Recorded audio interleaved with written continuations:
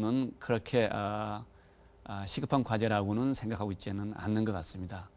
앞으로 제가 보기에는 예. 이런 부분에 대한 노력도 동시에 좀 있어야 되지 않을까 하는 그런 생각을 듭니다. 네. 지금 이제 그 아까 중요한 일들 또 시급한 과제 네. 두 가지 돌아봤습니다만 이거는 좀 종합해서 교수님이 좀 느끼시는 네. 이 국민들의 인식을 한번 정리해 주시면 어떤 내용으로 말씀하시겠습니까? 아마 두 조사에서 굉장히 공통적으로 나타난 것은 우리 국민들이 공정한 사회 구현을 위해서는 사회 지도층의 의지와 책임이 굉장히 중요하다라는 거에 대해서 동의를 많이 하시고 있는 것 같습니다. 네.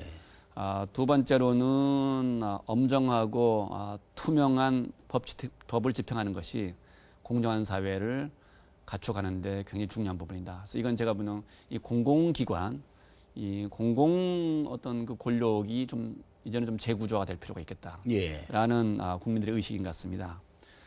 또 이런 것들을 좀 종합해 본다 그런다면은 우리 국민들이 생각하고 있는 뭐 정의의 문제나 공정의 문제는 아래보다는 위의 문제라고 생각을 하고 있는 것 같고요. 네.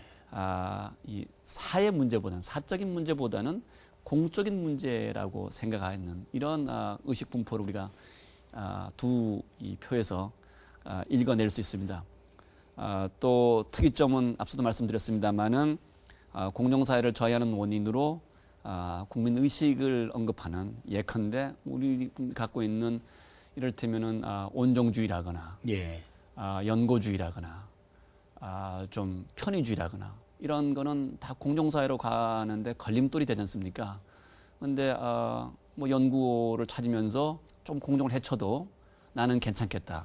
뭐 이런 생각들이 실제적으로 많이 있는 것이 아마도 사실인 것 같습니다. 따라서 이런 부분에 대한 이 중요성이 좀 약하게 나온 것도 이번 조사의 특징들이 아닌가. 그래서 대충 눈 감아주기 이런 부분은 아마도 공정사회를 구현하는데 큰 장애물이자 걸림돌이다. 그래서 단순히 공공기관의 역할 아니면 그 사회적 지도층의 책무도 굉장히 중요하지만 네. 우리 이제 시민들이 갖춰야 될 공정의식이나 공정에 대한 가치관도 결코 가볍게 다뤄서는 안 되겠다. 이런 생각을 이 표를 보면서 하게 됩니다.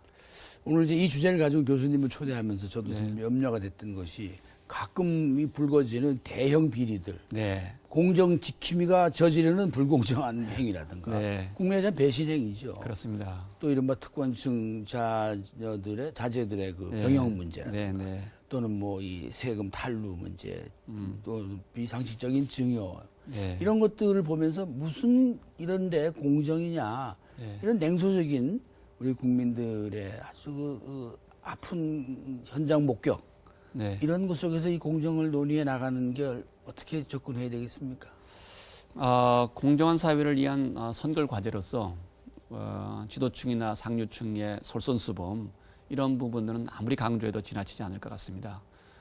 네, 뭐 중요하다고만 얘기하는 것보다는 실제적으로 우리보다 앞서 존경받는 이제 선진 사회들의 모습들을 조금 좀 볼 필요가 있지 않을까 그런 생각을 하게 됩니다.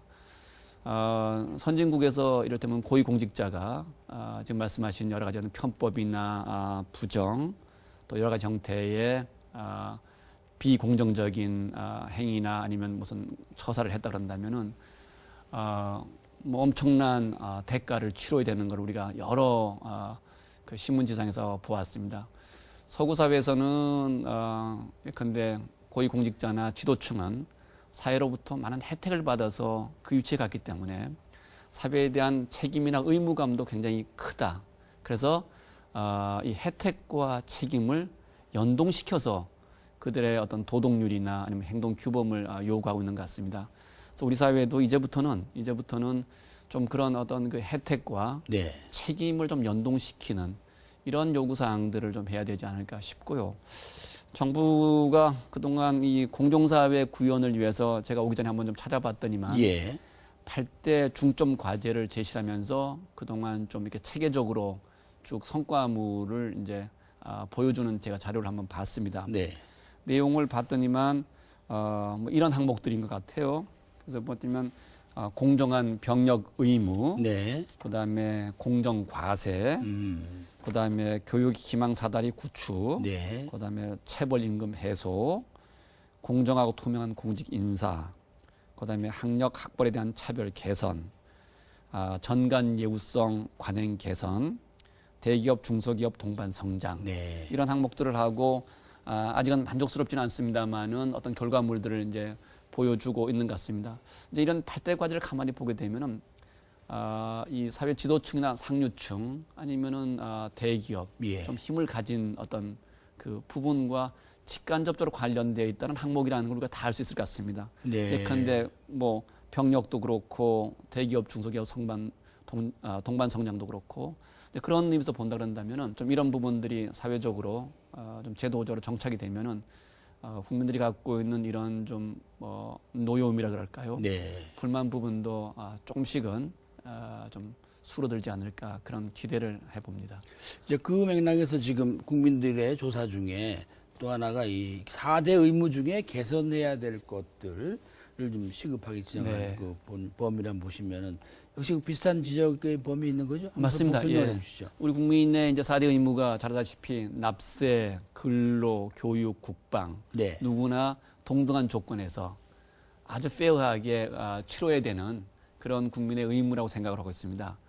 그런데 이제 이 중에서도 우리 국민들이 어떤 의무를 가장 아주 선제적으로 개선해야 되겠냐 하는 조사는 아주 흥미롭게도 납세 부분으로 나왔습니다. 네. 역시 우리 사회에서 이 조세 공정의 문제, 조세 정의 문제가 여전히 큰 과제로 나오고 있지 않는가. 앞서도 말씀드렸습니다만은 무슨 상속이나 뭐 편법 증여 이런 거와 관련된 또 일부 전문 직업인들의 그 과세 문제. 그렇습니다. 예.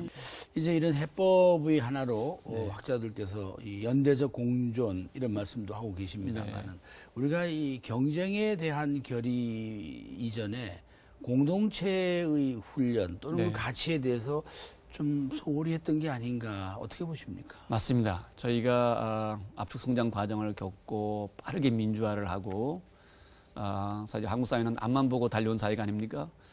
또 97년 애완위기를 당하고 보니까 우리가 좀 성찰적으로 우리 한국 사회를 봐야겠다. 이런 이제 자성의 목소리도 많이 나오고 이런 과정 속에서 공정의 문제를 봤을 때 저는 우리가 몸담고 있는 공동체에 대한 우애, 공동체의 배려, 공동체에 대한 책임 부분은 아무리 강조해도 지나치지 않다고 그런 생각을 하게 됩니다. 그럼 어떻게 이런 것들이 가능할 수 있을까 하는 생각을 해보면은 우리 교육